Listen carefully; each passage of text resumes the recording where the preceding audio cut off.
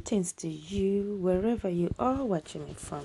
So, here's a video of how I sometimes cover my round cakes, this time using the Penelling method.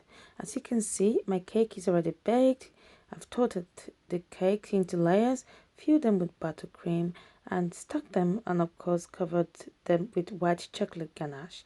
I have this stage now. I am rolling out a piece of fondant. I have cut that piece of fondant into a circle big enough to cover the top of my cake. By the way, my cake is 8 inches round. As you saw earlier, I used a clean kitchen paper towel to apply water on the top of my cake.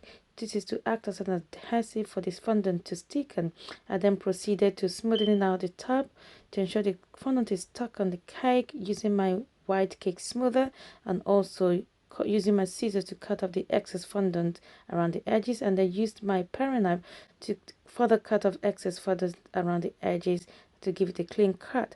As you saw earlier, I measured my cake. It is important at least I have an idea of the size of my cake.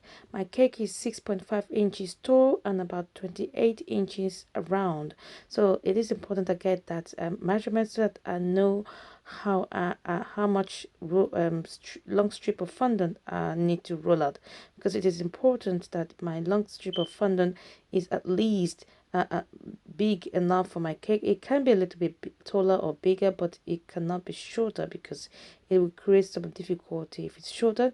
As you can see that I'm utilizing my measuring tape to ensure the actual at least an idea of the minimum size. I'm using my pin to get rid of excess fondant, using my white spatula to my white cake smoother to smooth out the fondant, and then proceeded to applying icing sugar on top of this long strip. This is to prevent the fondant from sticking together as I roll it onto my small rolling pin. And then proceeded to using again my clean kitchen paper towel to apply water on the sides of my cake, and then lifted up my long strip of fondant and wrapped it around my cake. Then I have, as you can see now, I am proceeding to smoothing out my cake using my cake smoother, getting rid of any excess fondant. Smoothing out first and getting rid of any visible air bubble using my pin. As you can see at this stage, I am using my ruler and place it on the point where these two seams meet to cut off the overlap, and then applied water using my brush to create some sort of an adhesive for the two sides to stick together.